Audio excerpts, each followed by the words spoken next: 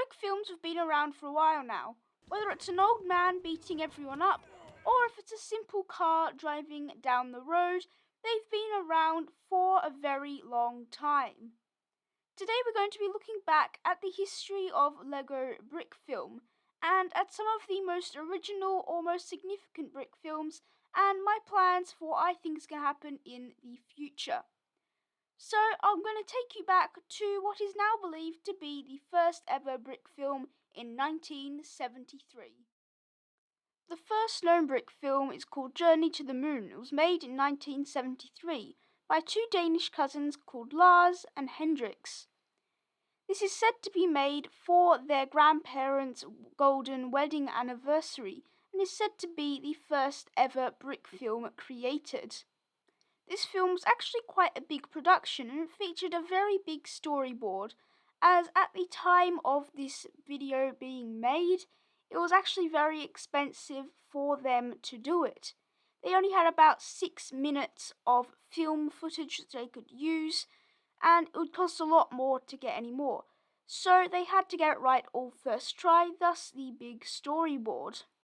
I mentioned before this was made in 1973, but the first time it was actually viewed by the public was in the early 2000s. This is obviously because things like YouTube and everything like that where they could have shared it earlier did not exist at the time, so it was only discovered quite a long time after.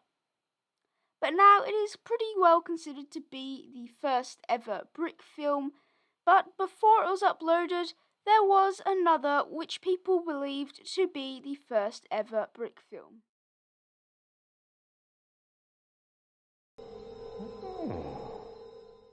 In the late 80s, an Australian student called Lindsay Fillet started production on the Magic Portal, which was for a very long time considered to be the first ever brick film, as none of the others had been publicly shared at that time. The production quality of this brick film was very high, even higher than most of the brick films which would come in at least the next 10 years or so. It featured an impressive $11,000+ of Australian government funding, which absolutely blows the mind.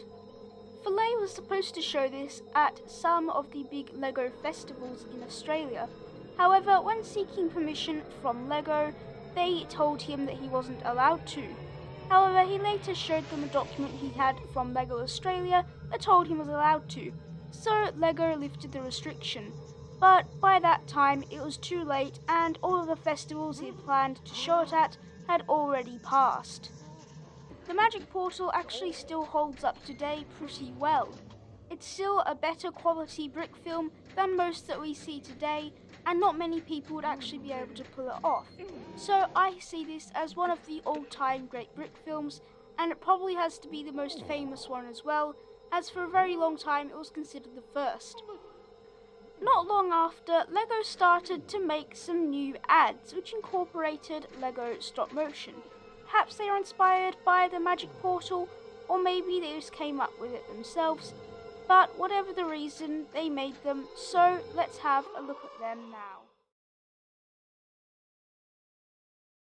Now we've got 10 seconds to go and the clock is running. The first LEGO ads featured pretty basic movements, whether it was just the cars moving, or if it was a minifigure doing a simple action like walking or just even raising a hand. However, they did move into some more complicated things, as we saw when the LEGO Pirates theme was released.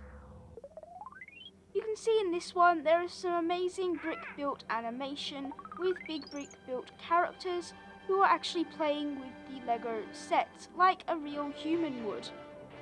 This is a massive step in LEGO animation, as nothing like this had really been seen before. Obviously this was LEGO doing it, so it kind of had to be professional, and they had a massive budget, and obviously also a lot of time. But this really did set the scene for some of the later animations to come.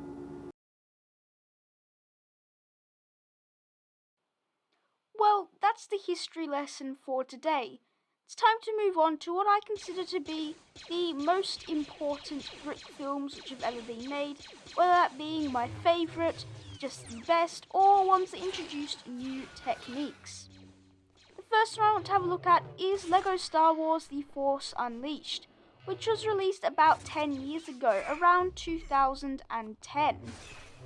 There wasn't a massive story or anything to this brick film. It was just the minifigure Galen Marek just killing all of the stormtroopers and then having a fight with a Jedi who comes in later. The reason I say this is one of the most important brick films is just because it introduced some really big new techniques. The camera angles in this brick film are really good. It really took advantage of having the different camera angles and also having the camera shaking, not being completely still. It used quick cuts, and the minifigure movement wasn't going for completely smooth. It was very smooth, don't get me wrong, but there are parts where it's sped up and things. Lots of people go for just making it really smooth, and they kind of lose a bit of emotion to their brick films, so this really introduced some new techniques and set the scene. It also did have this little part where you can see here, where he jumps up and then hits the stormtrooper back to the ground. This has been replicated quite a few times in other brick films, my recent Dojo one, and also in a few others, like this one here by Brotherhood Workshop. Which leads us into my next point, which is Brotherhood Workshop, almost as if I planned it that way.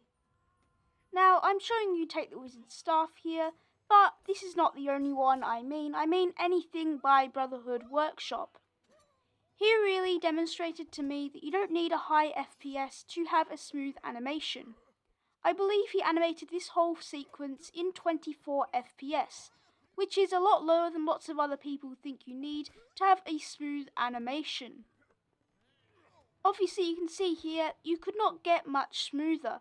So this is just a prime example to me of why you don't need a really high FPS. Also, just doing some basic things like green screens and compositing things in after, which really just bring these stop motions to life. I can't wait to see some more people implement what this person has done. Not many people have implemented what this person has done yet, but hopefully in the future we'll see even more things like this one. This next one is the Bounty series by Baggles. This currently only has 2 episodes in the series. Main reason I am mentioning this one is because the next one is supposed to be a full-length film, which will hopefully be coming out next year, which is 2022. So that's a massive production. I kind of chose this one because it's kind of the first real one which I personally saw, where it's a kind of a series and it has structured episodes with a storyline, kind of like obviously the Clone Wars and things like that.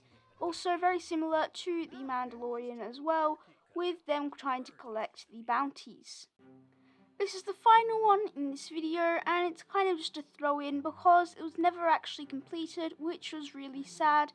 This one's going to be called Melting Point by Jonathan Vaughn. Unfortunately, this was never finished because he got a love of writing books.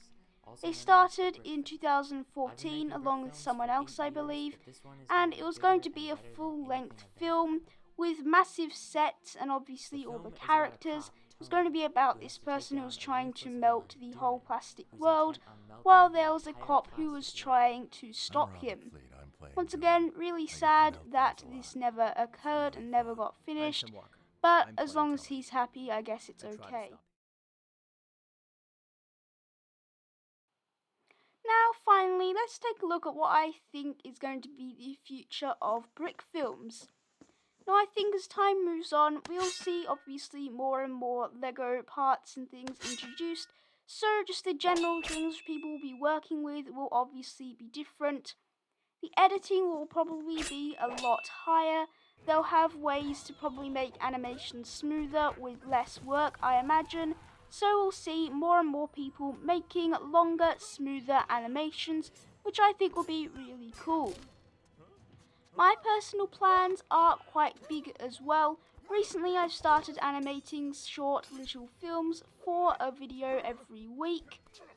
But I'm actually working on, in the background, a massive project, which I'm not really going to tell you much about now, but it's called CT1313, and it's about a clone who's living in the time of the Empire.